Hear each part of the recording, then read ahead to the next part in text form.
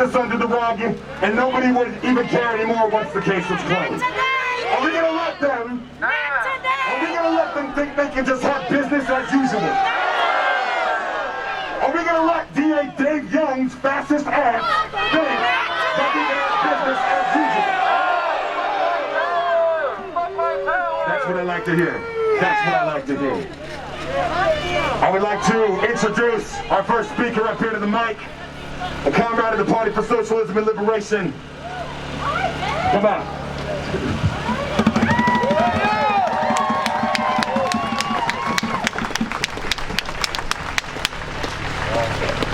Thank you everyone for coming out here today. Today, the voices of everyone demanding justice for Elijah will be heard. They can no longer ignore us.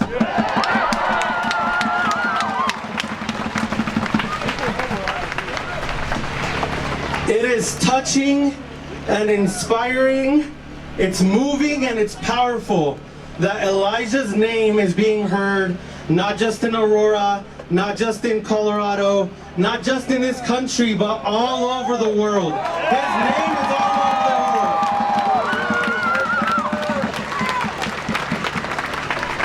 the world. More than 3 million people have signed petitions demanding justice for him. Millions and millions have spoken his name demanding justice for him. And thousands are here today marching and yelling and chanting for justice for Elijah.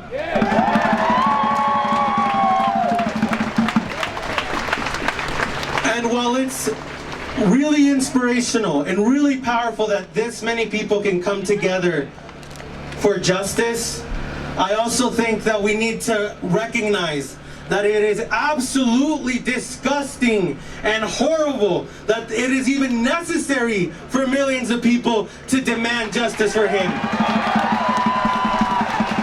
Elijah should have never been murdered in the first place by these racist police.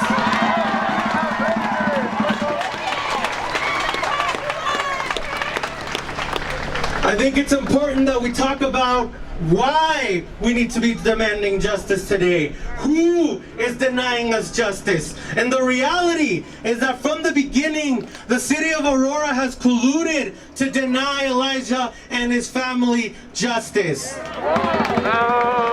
Fuck this white power state! Tear it down! From the beginning of the investigation into Elijah, one of the first things that the police department in the city did was deny restitution for Elijah's family by labeling Elijah a suspect and refusing to stop labeling him a suspect. To this day, none of those racist pigs can tell you what he was a suspect of. To this day, they cannot tell you what crime he's suspected of committing because he committed no crime. Even if he did, what's first? Following that, the city appointed a sham independent investigation where they hired a former cop who is notorious for fighting for the freedom of killer cops to investigate his case.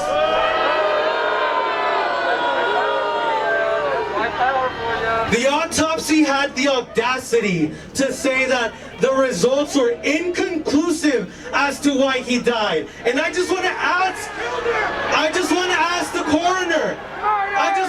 coroner, do you think he would have died if the cops had not gone up to him that night? Do you think he would have dropped dead on the spot? Of course not. We know what the cause of death is. It's those killer cops in APD. That's the cause of death. Don't forget the medics. Don't forget the medics. The EMT. The what? The medic? The medics, right? That's correct. That's correct. The medics. The medics also, they want to say that they had no part in administering horse tranquilizer on Elijah. Literal horse tranquilizer. And they want to say that that is not in any way responsible for his death.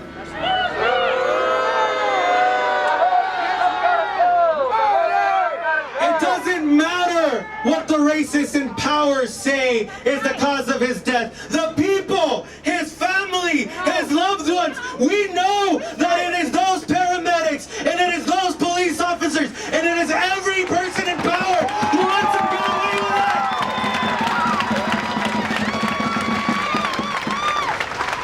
Following the investigation, this is something that the organizers who have been fighting for Elijah since day one, they know this. His family knows this. His lawyer knows this. They know that following the investigation, the racist DA, Dave Young, scheduled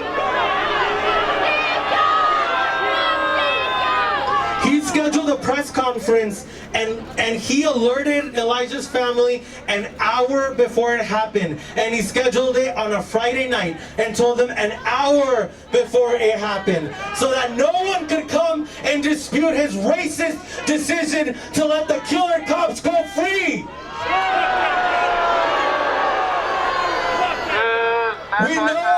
We know Dave Young is a racist. We know he's a cop lover. We know that he's not impartial in this. He purposefully protects murdering police.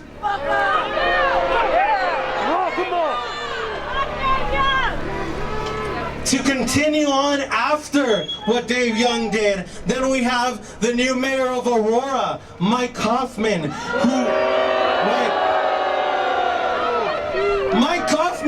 who said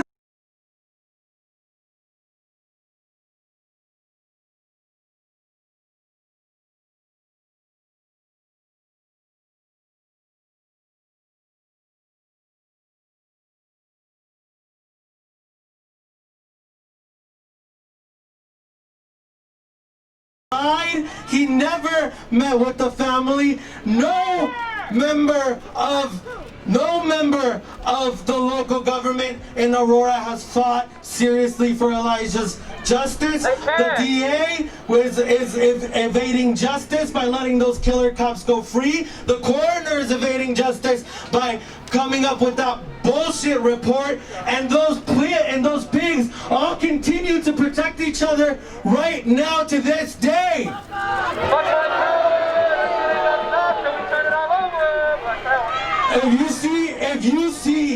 If you see what measures they're taking in response to the community coming and asking them, telling them that they need to press charges against actual murderers, they are more committed to stopping us from coming here today by barricading the entrances, by putting out scare tactics, by intimidating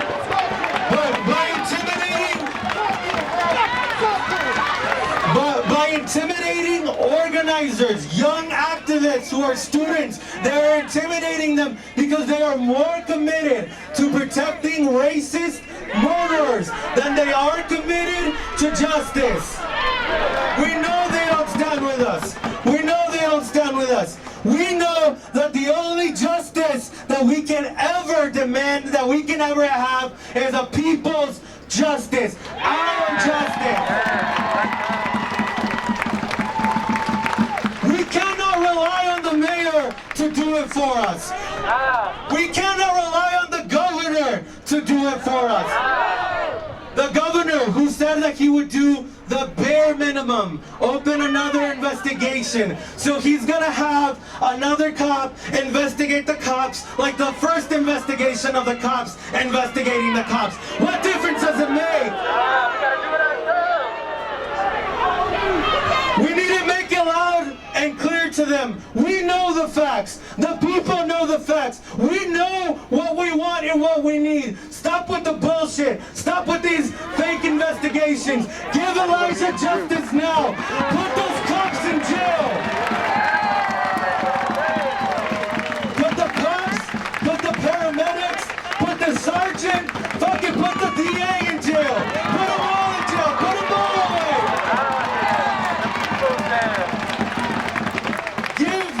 Give the Elijah McClain family the restitution that they have been denied and that they deserve to this day.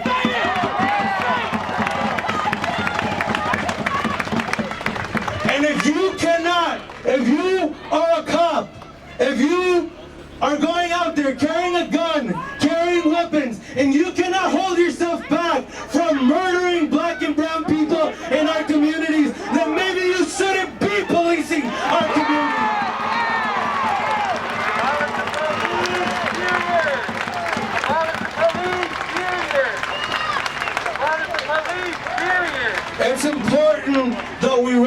recognize all these facts. It's important that in this moment of attention on Elijah's case, we remember that this is a struggle that has been going on since August 2019, and that there are many enemies to justice for Elijah McClain, both there and right behind us. And the only way they will ever do anything for Elijah and for his family is if we stay out here, if we continue demanding for it, if we continue showing our power.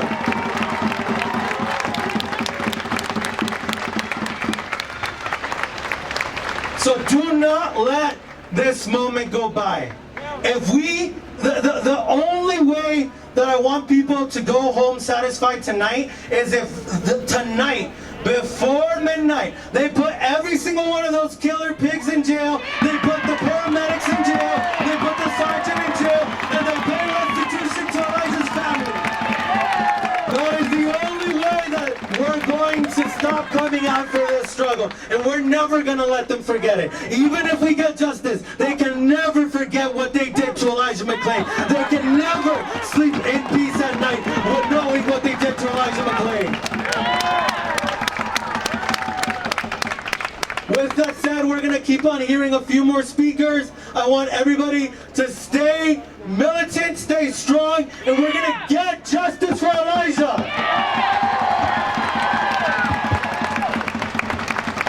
If we don't get no justice, if we don't get no justice, if we don't get no justice, if we don't get no justice, if we don't get no justice, if we don't get no justice, make some noise. I do not want to hear anything anymore about this myth of the so-called good cop from anybody. From anybody. If you are a cop, you are either a murderer or you are an accomplice to murder. You are defending murder. I don't give a damn if your cop relative is nice to you. If you are a cop, you are a murderer, an accomplice to murderer, and a defender of murder. Let's make that very clear. Now, one thing I would like to do, real quick, is uplift somebody who was in a club that nobody wants to be in.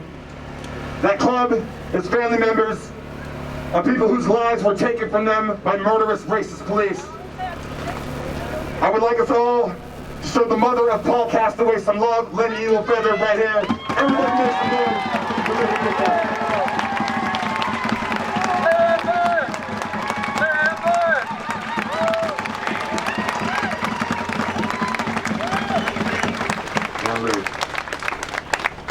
I'd like to invite our next speaker to the stage. This is someone who's been struggling on behalf of Elijah McClain's family since the beginning of this. Terrence Roberts, community organizer, make some noise.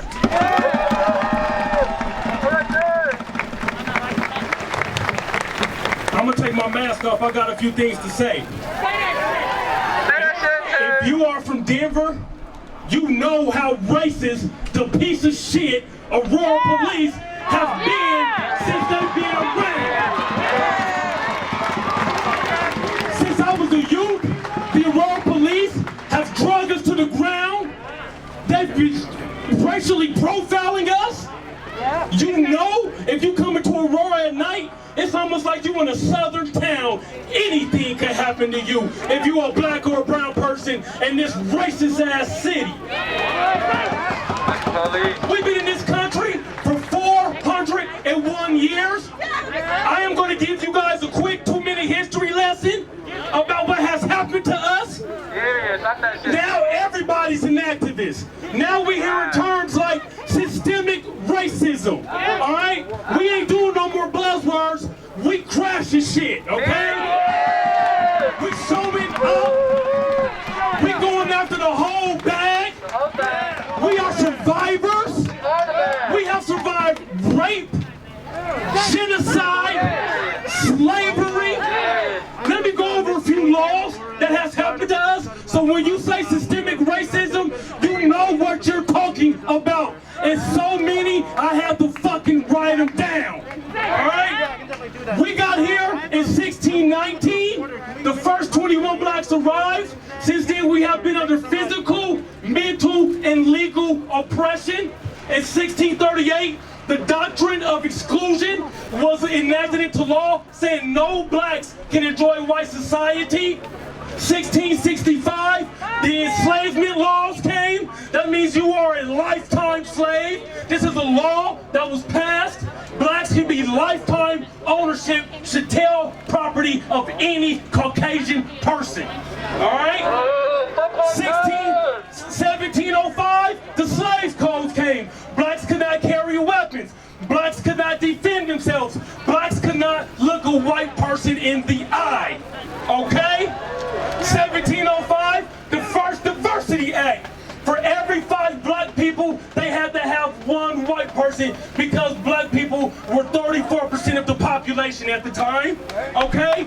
We're going to go to 1710, meritorious manumission. This was a law that was passed that says any black person can be set free. If they save the life of a white person, if they invent something a white person can steal, or if they tell on a black person rebelling against white supremacy. This is the beginning of black people and brown people and indigenous people being set apart. Okay? So 1712, we have the so-called Willie Lynch letter. I don't know if it's true or not, but the Willie Lynch letter is a mentality. It is a white supremacist mentality to divide, to conquer black people by race, by gender, by colorism, dark-skinned versus light-skinned, tall versus short, educated versus uneducated. Okay? That's 1712. Come on, y'all, they've been fucking us up. I got a few more things. All right, 1750. At this time, blacks still made up 34% of the population. Now we're only 13%, okay?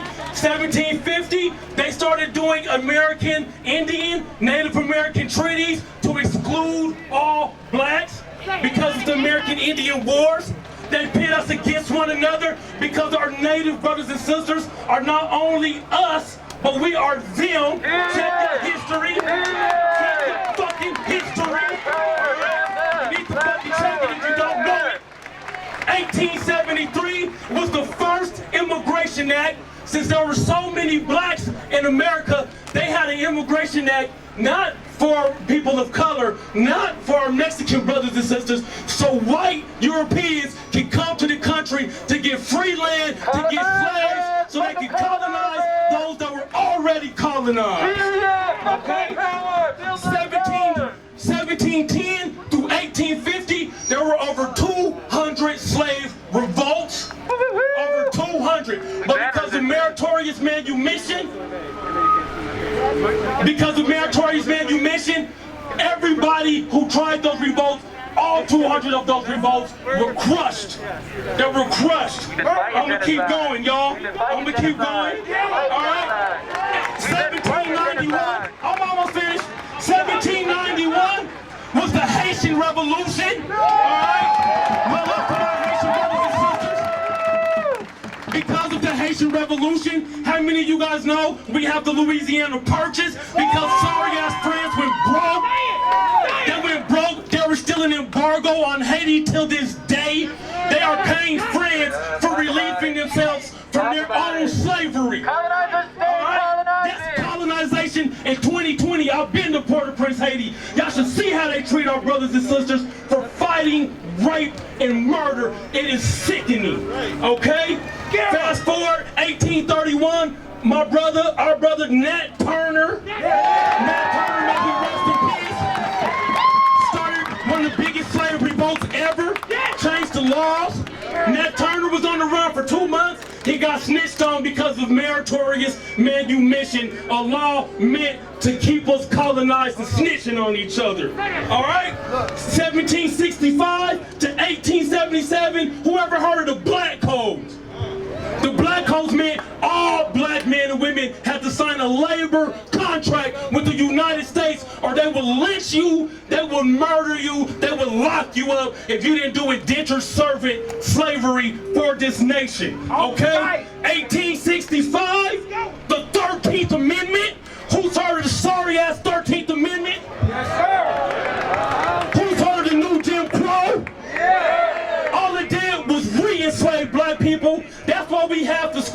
prison pipeline? There isn't even no such thing as that. The school is a fucking prison. It is the pipeline, okay? After the 13th Amendment was passed, racist white people wouldn't honor the amendment, so we had to pass the 14th Amendment 2 years later in 1868, which guaranteed us citizenship, due process in courts, and equal rights, which now racist white people are using for their own benefits, of course. 1870, we had the 15th Amendment that gave African American men the right to vote. 1870, Jim Crow laws. Who's heard of Jim Crow? Know your fucking history, my people. Excuse me to the youth, but hey, it's real out here. We in a war right now. Alright? Okay? I'm gonna watch my language though, because I see the babies in front of me. Alright? We got 1870 Jim Crow laws. This is during the Reconstruction era because blacks built it, because we wrote it.